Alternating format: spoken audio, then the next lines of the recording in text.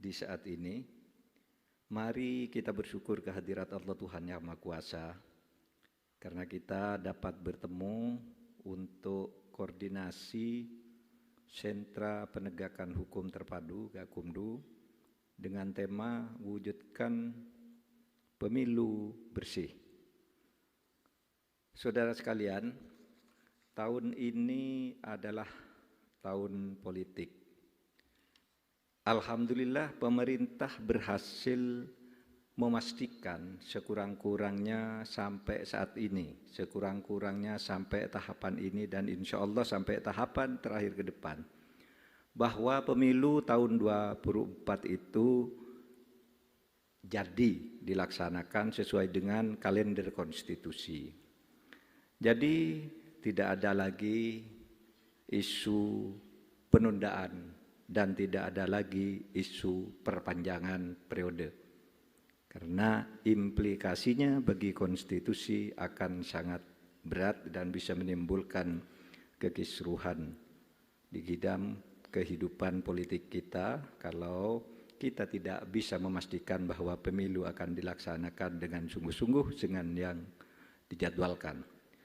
Pemilu merupakan salah satu implementasi yang paling penting di dalam pelaksanaan demokrasi dengan tujuan memberikan dan menjamin penggunaan hak konstitusional setiap warga negara untuk menggunakan hak-haknya di dalam kehidupan bernegara. Yang kedua, untuk itu maka kita harus mengantisipasi agar tidak terjadi pelanggaran-pelanggaran yang bisa membatalkan dan menodai pelaksanaan pemilu. Dan oleh sebab itu antara lain perangkat hukum kita menentukan perlunya ada Gakumdu, penegakan hukum secara terpadu. Saudara, mengapa Gakumdu dan instrumen-instrumen hak hukum yang lain diperlukan di dalam pelaksanaan pemilu? Karena demokrasi itu harus dikawal oleh nomokrasi. Demokrasi itu adalah proses mencari menang, nomokrasi adalah proses mencari benar. Demokrasi itu menang-menangan, nomokrasi itu penegakan kebenaran atas yang menang. Nah saudara, di dalam konstitusi Republik Indonesia, yaitu Undang-Undang Dasar 1945, begitu penting soal pemilu ini sehingga diatur dengan sekurang-kurangnya di dalam 4 pasal. Pertama, di dalam pasal 22E ayat 1 disebutkan bahwa pemilu harus dilaksanakan secara langsung, umum, bebas, rahasia, ditambah harus jujur dan harus adil. Kemudian di dalam pasal 22E ayat 5 disebutkan bahwa pemilu diselenggarakan oleh sebuah komisi pemilihan umum yang bersifat nasional, tetap, dan mandiri. Ini yang baru dari konstitusi yang lama. Konstitusi yang lama tidak ada kata pemilu yang luber, jurdil, dulu ada kata luber, langsung, umum, bebas, rahasia, tetapi tidak jujur dan tidak adil. Sehingga sekarang dimasukkan luber itu harus ada di dalam konstitusi dan harus dilaksanakan secara jujur dan adil. Untuk itu maka dibentuk sebuah komisi pemilihan umum yang itu ada di luar struktur organisasi pemerintahan atau eksekutif yang dipimpin oleh presiden. Menurut Mahkamah Konstitusi, KPU tentu dengan lembaga-lembaga yang menyertainya seperti Bawaslu dan DKPP itu adalah institusi negara di rumpun eksekutif, tetapi bukan bagian dari organisasi eksekutif yang dipimpin oleh presiden. Jadi jangan salah kalau ada kesalahan dalam pemilu lalu yang digugat itu KPU, bukan pemerintah. Pemerintah hanya memfasilitasi. Mengapa begitu? Ya, biar KPU-nya independen, tidak seperti dulu menjadi bagian dari kekuatan eksekutif yang dipimpin oleh presiden. Sekarang jalan sendiri, pemerintah tinggal ngongkosi. Bahkan ada di dalam pasal 24C Undang-Undang Dasar 45 tentang adanya Mahkamah Konstitusi. Jika pemilu sudah dilaksanakan, kok masih ada kecurangan tentang hasilnya karena proses yang tidak benar, maka negara menyediakan sebuah mahkamah namanya Mahkamah Konstitusi yang dulu itu tidak pernah ada.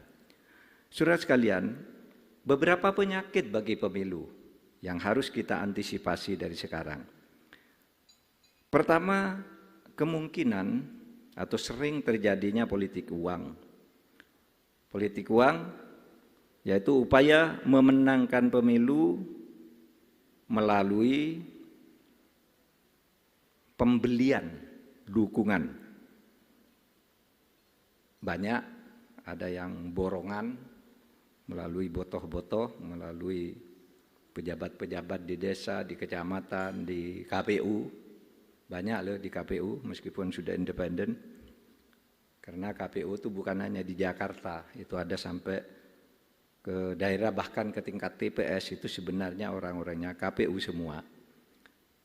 Politik uang sering dibeli lewat mereka. Ada juga yang eceran, yang sering disebut serangan fajar. Saudara, hasil penelitian yang dilakukan oleh KPK yang diumumkan beberapa waktu yang lalu bahwa peningkatan volume terjadinya korupsi itu selalu sejalan dengan pelaksanaan pemilu dan pilkada.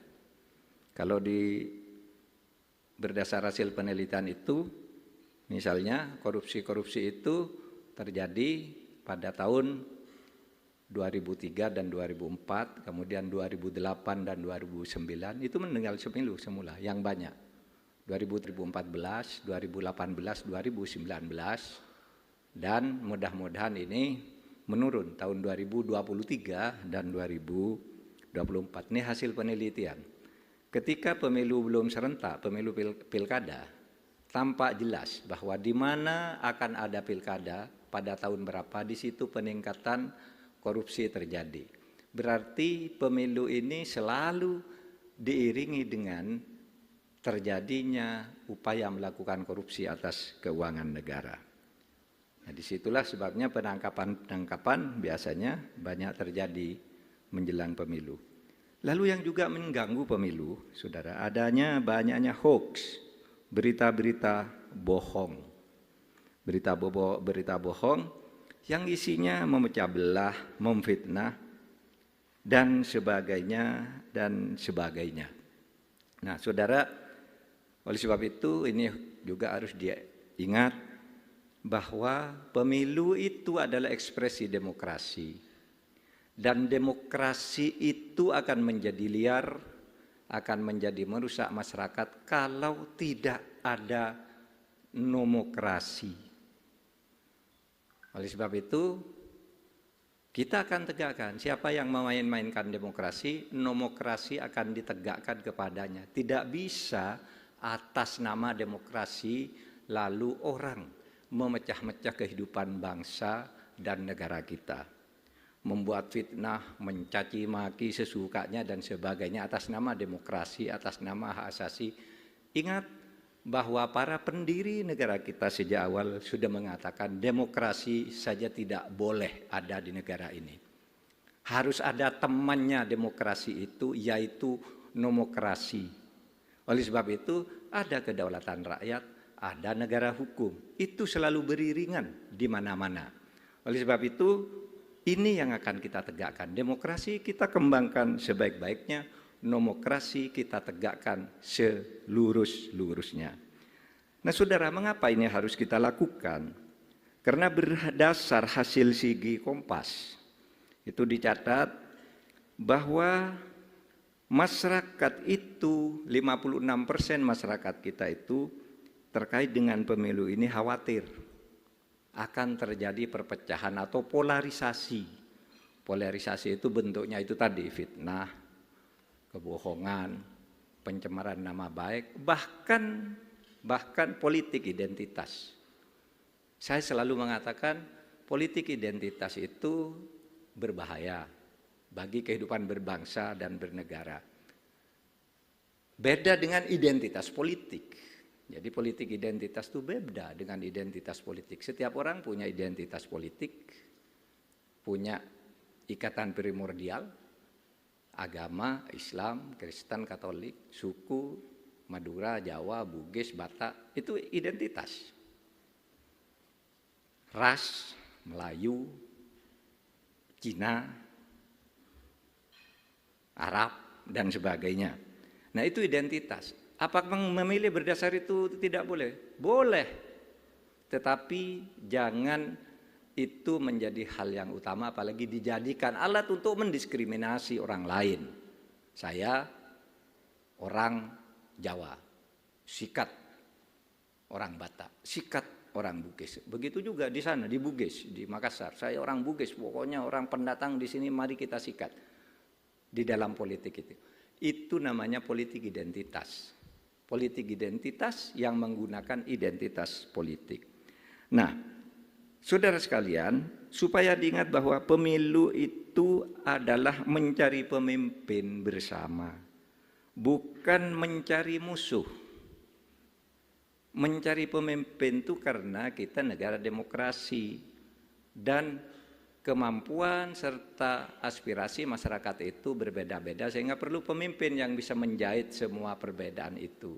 Oleh sebab itu, begitu selesai pemilu, selesai. Kita sudah memilih pemimpin, bukan yang tadinya tidak memilih seperti kita lalu dianggap musuh, lalu terus menjadi oposisi yang membelah. Mengontrol boleh, mengkritik itu boleh, tetapi menimbulkan perpecahan yang menaun, memanjang gitu.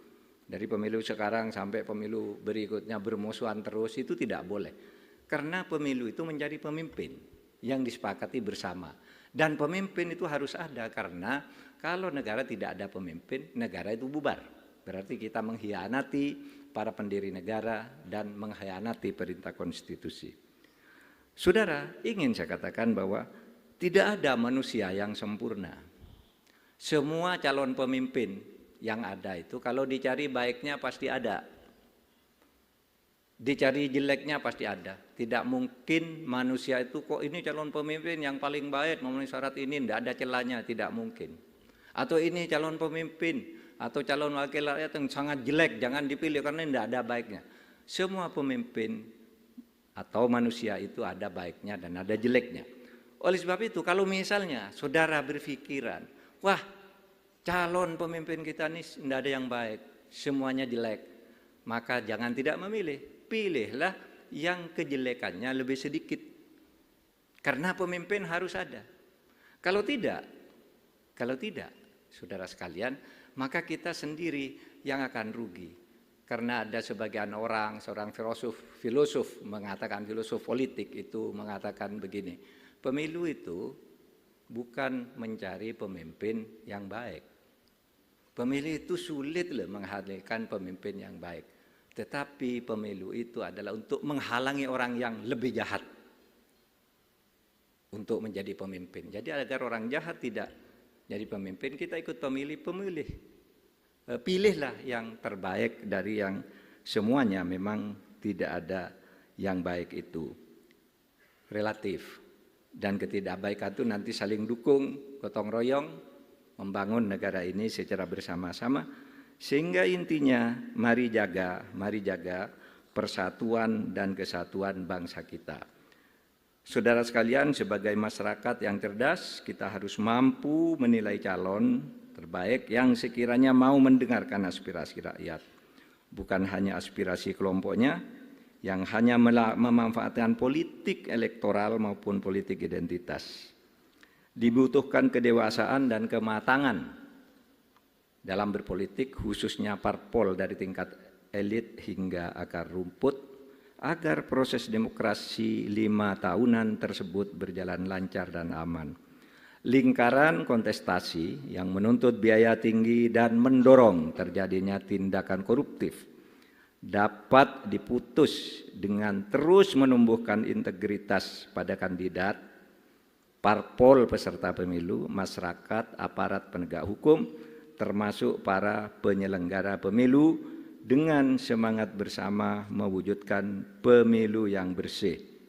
Mahasiswa juga diharapkan mengambil peran penting dalam penyelenggaraan pemilu tahun 2024 ini, baik dengan menggunakan hak pilihnya, maupun juga melakukan pengawasan, pemantauan, dan melakukan edukasi terhadap masyarakat guna mewujudkan pemilu yang luber dan jurdil. Saya rasa itu yang dapat saya sampaikan pada saat ini. Tekanannya adalah bagaimana menjadikan demokrasi yang instrumen pentingnya di dalam praktek pemilu adalah Gakumdu, itu bisa mengawal perjalanan demokrasi kita dalam bentuk atau implementasi pemilu. Dengan mengucap Bismillahirrahmanirrahim, acara Forum Koordinasi Sentra Gakumdu Wujudkan Pemilu Bersih secara resmi dinyatakan dibuka.